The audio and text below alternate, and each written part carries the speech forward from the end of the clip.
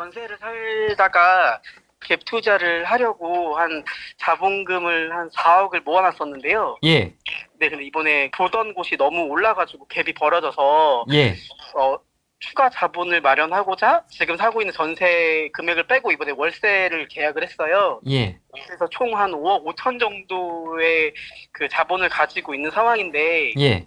이 자본을 가지고 제가 지금 전농동 쪽을 갭으로 사도 될지 아니면은 뭐 다른 지역을 좀 더 봐는 게 좋을지 궁금해서 좀 전화드렸습니다. 전논동 무슨 아파트세요? 아니, 전논동의 그 몇 평 아파트세요? 32평입니다. 32평. 금액은 얼마예요, 지금? 지금 최근 실거래가는 13억 5천인데 올라와 있는 거는 12억 8천까지 올라와 있더라고요. 12억 8천, 그러면 금매 아니에요? 근데 저층이어가지고 저층이어서. 몇 네, 층인데요? 1층이었던 것 같아요. 1층. 네네. 이거 전세는 얼마인데요? 지금 6억 8천에 저층 나와 있고 중층은 7억 2천에 나와 있더라고요. 6억 8천. 그러면 딱 5억에서 5억 5천으로 하시는 거고. 취득세 포함한 금액이라서 그렇죠? 네.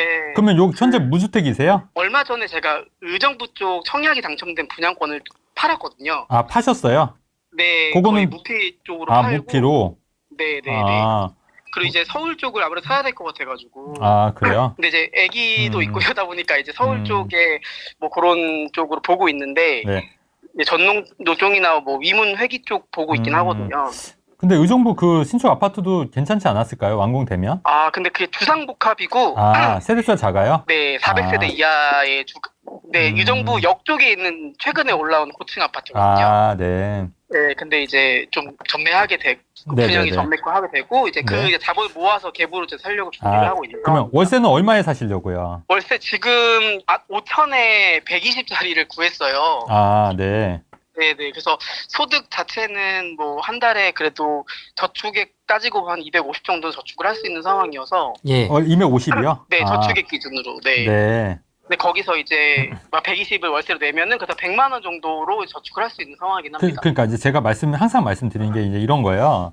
그러니까 13억 5천에 전세 네. 7억에 전세 끼면 거의 한 5억 5천 6억이잖아요. 그러니까 이걸 네네네. 산단 말이에요. 그리고 본인이 월세 네. 사는데 저축 네. 여력이 100만 원이다 보니까 이 네네. 전세금을 빼주려면 1,200씩 1년에 1,200밖에 저축 못 하니까 네네네. 10년 해도 1억 2천이에요. 그럼 50년 내야 돼요. 50년을. 네네. 이론상으로. 물론 이제 급여나 이런 게 올라가겠지만. 그래서 네네네. 이거는 결론적으로 말씀드리면 내가 들어갈 수 있는, 살 수 있는 집이 안 되는 거예요. 항상 제가 이제 네네. 방송에서도 말씀드리는 게 이게 네네. 실제 예가 나왔으니까 말씀드리는 거예요. 근데 이분은 들어갈 생각은 아니신 것 같아요. 그렇죠. 근데 이제 만약에 이게 보세요. 13억 5천에 샀는데요. 네네. 이거를 만약에 16억에 팔았다고 가정해 볼게요. 네네. 비과세니까 이제 12억까지 넣으면 하고 나머지 초과분은 세금을 내야 되지 않습니까? 네네네네. 고가주택이라. 근데 그런다 하더라도 뭐 이자 내고 하면은 네. 이자도 내고 그동안 이제 원금이나 이제 갚을 거 아닙니까? 네네네. 예. 근데 이게 13억 5천에 샀는데 이게 만약에 네. 15억 정도 되고 네. 뭐 그래봤자 이제 1억 5천이 남는 거예요. 그렇죠. 네. 근데 뭐 세금 내고 하면은 뭐 그래도 한 1억 정도 남을 거 아닙니까? 네네네. 거기에 월세 내고 이런 거 있지 않습니까? 이자 낸 네네. 거. 그러면 네. 그렇게 그다지 수익률이 높지는 않다는 얘기인 거예요. 따지고 보면. 네네네네. 투자금 대비. 그렇죠. 투자금 대비. 거기에다가 내가 여기를 살 수 있는 것도 아니잖아요. 네, 맞아요. 남 좋은 네. 일만 시키는 거예요. 전세해서. 네. 그래서 항상 제가 네네. 말씀드리는 거예요. 그러면 그 선생님 같은 경우는 어떤 식으로 투자를 해야 되냐면 13억 5천짜리가 아니라 지금 자산이 5억 5천 정도에 한 6억 정도 있으신 거지 않습니까? 순자산이. 그죠? 네네네, 맞습니다. 그러니까 그러면 제가 볼 때는 한 10억 내외 있지 않습니까? 네네. 그 살 수 있는지 아니면 9억 내외. 실거주를 할 수 있는 아파트를 말씀하시는 거죠? 그렇죠. 예, 최소한. 그런 그렇지. 주택을 찾으시는 게 맞다는 거예요. 예. 아, 아니면 뭐 네. 8억 정도의 아파트를 사고요. 네네네. 나머지 한 1억 정도는 또 굴릴 수 있는 자금을 만드는 거예요. 왜냐면 이렇게 주택을 사지 않습니까? 네네. 이렇게 사면은 그냥 평생 이자 갖다 끝나요. 근데 안 그래도 그게 조금 걱정이 돼서 네.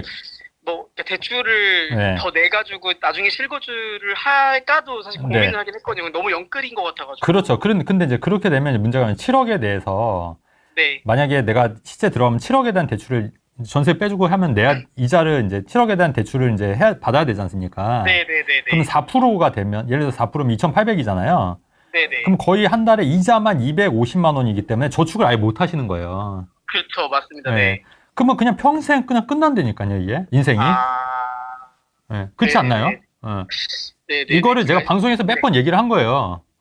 근데 이렇게 딱 집중해서 이제 그 현실에 맞게 이제 사례로 네. 말씀드리니까 이해가 확 되실 거예요, 그죠? 네네, 감사합니다. 네, 그러면 아까 네. 말씀드렸듯이 그 8, 9억 정도의 아파트 있지 않습니까? 이런 거 하거나 아니면 8억 정도의 아파트 사시고 네네. 나머지 1, 2억을 또 다른 투자를 굴리시는 것도 네네네네. 좋은 방법일 수 있다는 얘기고, 제가 볼 때는 의정부에 있는 그 분양권 있지 않습니까? 네네. 그게 오히려 더 나은 대안, 그거를 갖고 입주하시고 또 네네. 낳는 찰구로 굴리시는 것도 괜찮았을 거란 얘기예요.